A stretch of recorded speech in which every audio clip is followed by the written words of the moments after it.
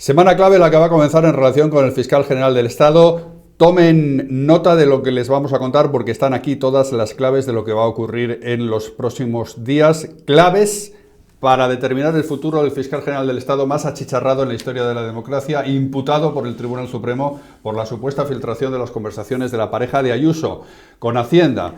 El Supremo le ha señalado claramente como responsable de esa filtración, origen, Fiscalía General del Estado, destino, Presidencia del Gobierno, para gestionar la publicación de esas conversaciones y montar una operación política contra la presidenta de la Comunidad de Madrid. Esto es lo que quiere determinar el Tribunal Supremo. Abel Martín, redacción de Es Diario, y la semana que va a comenzar con novedades que pueden ser absolutamente fundamentales para determinar el futuro del fiscal general del Estado. Otra semana clave para Álvaro García Ortiz y ya van unas cuentas porque en apenas unas horas, en un par de días, el fiscal general del Estado, el martes concretamente, va a tener que enfrentarse a esa decisión del Tribunal Supremo que va a decidir si es idóneo para continuar en el cargo al frente de la Fiscalía General del Estado. Hay que recordar que ya su nombramiento fue muy polémico porque es de los pocos, el único fiscal general del Estado, de hecho, de la historia de esta democracia, en el que se puso un poco en tela de juicio por parte de las asociaciones su idoneidad. Y ahora volvemos a la carga sabiendo además todo lo que ha sucedido en estas últimas semanas y meses en torno a su figura. Así que sabremos el martes si va a continuar al frente de la Fiscalía General del Estado. Puede ser que no sea así, pero es que en tan solo 24 horas después, 24 horas más tarde, tiene que enfrentarse también a un momento clave para su carrera porque va a ser citado como investigado, tiene que declarar ante el juez, ante el magistrado Ángel Hurtado del Tribunal Supremo para explicar, dar su versión en esa filtración de los datos de la pareja de Isabel Díaz Ayuso. El auto demoledor del juez ya dijo que los datos personales, el email con esos datos personales de la pareja de Ayuso tuvieron su origen en Fiscalía General del Estado y que fueron directamente a Presidencia del Gobierno. Así que, ojo, no solamente hay que tener en cuenta esa declaración como investigado de Álvaro García Ortiz, porque una vez que termine puede ser que comience como esa ficha de dominó que tira la siguiente y van cayendo las demás, comiencen a haber más imputados en esta causa. El foco ahora mismo sobre la número 2 del número 2, sobre Pilar Sánchez Acera, que en ese momento era la jefa de gabinete de Óscar López, jefe de gabinete en ese momento de Pedro Sánchez, y ahora mismo Óscar López es el ministro de Transición, de Transformación Digital, así que son dos personas que están en el foco y que también podrían estar en el foco más personas vinculadas al entorno de Pedro Sánchez. Asunto Benjamín López que tiene absolutamente enfilado el Tribunal Supremo, que esta semana va a determinar y va a estrechar mucho más que estamos tratando en relación con la filtración de las conversaciones. Es una semana terrible para el fiscal general del Estado y para el gobierno y para Sánchez, porque claro, se han convertido en sus abogados defensores, por lo tanto su suerte un poco va unida, ¿no? Si el Tribunal Supremo carga contra el fiscal general del Estado, cuanto más en evidencia queda, más que evidencia quedan sus defensores, que ha sido en este caso el gobierno de España, ¿no? Hay que recordar que en el tema que se dilucida este martes, en unas horas, la posible anulación del nombramiento, en realidad no es del nombramiento, sino diríamos, de la ratificación en el cargo de Álvaro García Ortiz. Una vez que concluía su mandato, el gobierno volvió a nombrarle, ¿no? Y es ahí donde la Asociación Profesional Independiente de Fiscales presentó esta propuesta de anulación, ¿no?, del nombramiento. De la ratificación del nombramiento. Claro, con varios argumentos, ¿no? Uno, fundamental, es que Álvaro García Ortiz ha sido condenado por el Tribunal Supremo por desviación de poder en el nombramiento de su predecesora, Dolores Delgado, como fiscal de sala. Ese nombramiento fue anulado por el Supremo, en el que citaba, y el Supremo dijo literalmente que había una desviación de poder por parte de Álvaro García Ortiz. Entonces entiende la Asociación Profesional e Independiente de Fiscales que eso le inhabilita para seguir siendo fiscal general del Estado. Pero dice más. Dice, es que hace falta que sea un jurista de reconocido prestigio, y lo era por su trayectoria de muchos años, pero dejó de serlo en el momento que fue condenado por el Tribunal Supremo. Si un fiscal general del Estado le condenan por desviación de poder, pues pierde esa categoría, diríamos, de jurista de reconocido prestigio. Su prestigio queda por los suelos. Por lo tanto, son argumentos que utiliza la Asociación Profesional Independiente de Fiscales, que es la que ha promovido esta acción. Y respecto a la declaración ante el Tribunal Supremo por el tema de la filtración del correo del novio de Ayuso, ahí está absolutamente acorralado. Las pruebas y sobre todo el convencimiento del juez en base a los indicios que le ha presentado la UCO en forma fundamentalmente de mensajes de WhatsApp en los teléfonos son muy incriminatorios para él, y el juez está convencido de que la filtración partió de la Fiscalía General del Estado, que él tuvo un papel preponderante en esa filtración y que fue con destino a Moncloa.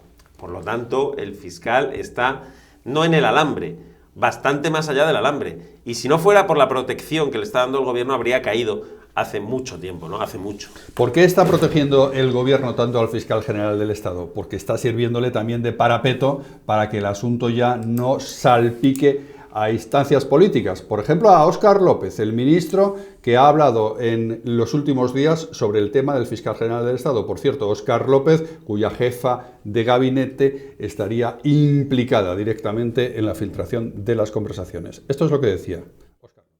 De acuerdo en que quien ha cometido un delito debe pagar por lo que ha hecho. Absolutamente. Y que si el Tribunal Supremo estableciera que el fiscal general del Estado ha sido responsable de la comisión de un delito, de lo que sea de revelación de secretos, tiene que pagar por haberlo hecho. Lo que pasa es que, es mi opinión, déjame, una vez más estamos en el terreno de la opinión, que afortunadamente es libre en este país. Es que yo creo que está demostrado lo contrario. Pero es mi opinión. Yo creo que está demostrado lo contrario. Es más, yo creo que ha habido compañeros suyos de profesión, por cierto, dignísimos compañeros suyos de una profesión dignísima como es el periodismo, que por cierto está siendo amenazada por pseudomedios y por... Sí, por supuesto que sí, que está siendo amenazada. Gente muy digna de su profesión ha dicho bien claro, delante del juez, que tenían eso mucho antes de que se produjera esa filtración. Mucho antes incluso de que lo tuviera el fiscal han llegado a firmar. Antes de que lo tuviera el fiscal han llegado a firmar. Y esas declaraciones se han tenido en cuenta. Pero lo han dicho ellos, periodistas libres, de un país libre como es España.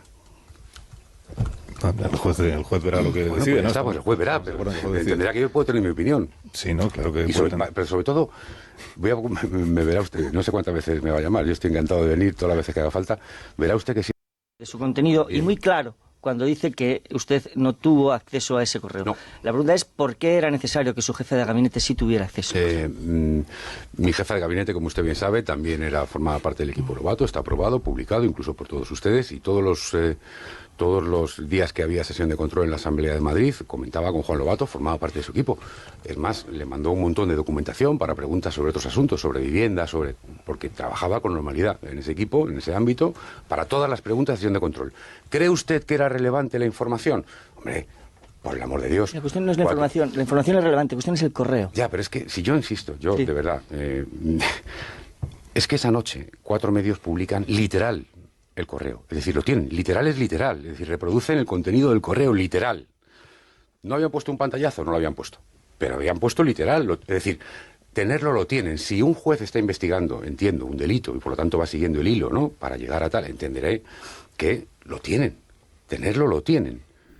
Ojo, Hugo Pereira, que este ministro Óscar López, cuya jefa de gabinete pudo haber tenido un papel fundamental en la filtración, es esa instancia política a la que se dirigirían todas las miradas en caso de que el fiscal general del Estado se quitara de medio. Por lo que decimos que está actuando de parapeto el fiscal general del Estado también. Dice el ministro Óscar López, ¿no?, que se demostraría, bueno, es decir, que hubiera medios de comunicación que hubieran citado íntegramente el correo, para mí no demuestra nada, para mí sigue siendo la misma pregunta. ¿Cómo llegó ese documento privado, ese mail privado del novio de Ayuso a manos de esos medios de comunicación que, si bien no publicaron el pantallazo, sí que, como dice el ministro, y eso tiene razón, han publicado íntegramente, citando íntegramente el documento privado, el mail privado del novio de Ayuso? Pero volvemos a lo mismo. ¿Cómo llegó ese mail privado a manos de esos periodistas, de esos medios de comunicación, ¿no? Que para mí no demuestra nada. Si cabe, aumenta todavía más las dudas, las incógnitas y las sospechas, ¿no? Entonces, insisto, no, desde luego no demuestra nada, ¿no? Y que volvemos a lo de siempre, que un ministro, es decir, Poder Ejecutivo,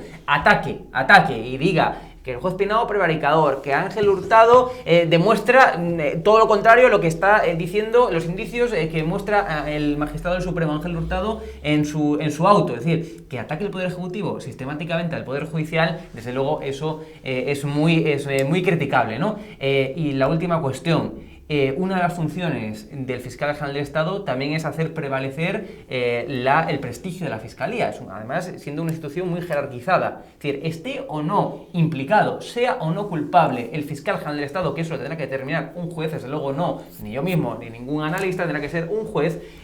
Pese a ello, insisto, una de sus funciones es velar por el prestigio, un prestigio que se está viendo evidentemente desgastado, y por tanto yo creo que tendría que apartarse el fiscal general del Estado ya por el simple hecho de que está afectando el prestigio de la Fiscalía. Simplemente un recordatorio, afectado. El juez sí tiene claro cómo llegó ese correo a los medios de comunicación y así lo expresa en su último auto. Salida Fiscalía General del Estado, destino Moncloa, que a su vez se lo filtra a Juan Lobato y a elplural.com. Ese es el relato de los hechos que hace el juez en base a los indicios que tiene ahora mismo aportados por la UCO y por las declaraciones que ha ido tomando a unos y otros. No trascendió. Por lo tanto, el juez tiene bastante claro cuál ha sido el proceso de esta filtración. Otra cosa es que luego todo eso acabe en un juicio oral, las pruebas se practican en el juzgado durante el juicio oral y allí pues se determinará, efectivamente, claro, no vamos a sentenciar a nadie, pero que el juez lo tiene claro en su relato, muy claro. Sí, bueno, que el papel incriminatorio preponderante, dice, del fiscal general, lo tiene clarísimo. Otra cosa, luego todo eso pues hay que sustanciarlo, claro. Efectivamente, un auto no es una sentencia, un auto Claro. es evidentemente... pero es bastante más que el análisis que hagamos tú y yo. Eso desde luego, claro, eso indiscutiblemente. Claro. Pero más allá de eso, insisto, un auto no es una sentencia. Entonces, a partir de ahí, en base a los indicios, pues se puede trazar hipótesis, ¿no? Que es lo que traza un auto. Hipótesis que luego, evidentemente, hay que demostrar con hechos. De momento, evidentemente, no está demostrado que el fiscal general del Estado como tal hubiera filtrado eso. Hay indicios, hay hipótesis que así lo avalan y que está puesto en el auto, desde luego que sí, eso es evidente, pero falta sustanciarlo. Tendremos novedades esta semana, que va a comenzar semana clave para determinar el futuro del fiscal general del Estado, el más achicharrado de la historia de la democracia, fiscal imputado por el Tribunal Supremo desde hace varios meses, y esta semana que comienza, que tendrá que declarar ante el Tribunal Supremo, y además el propio Tribunal Supremo se va a pronunciar sobre si se debió ratificar al fiscal general del Estado, con todo lo que lleva ya en la mochila de asuntos turbios que tendrán que ser esclarecidos y demostrados, efectivamente. Es diario, es noticia.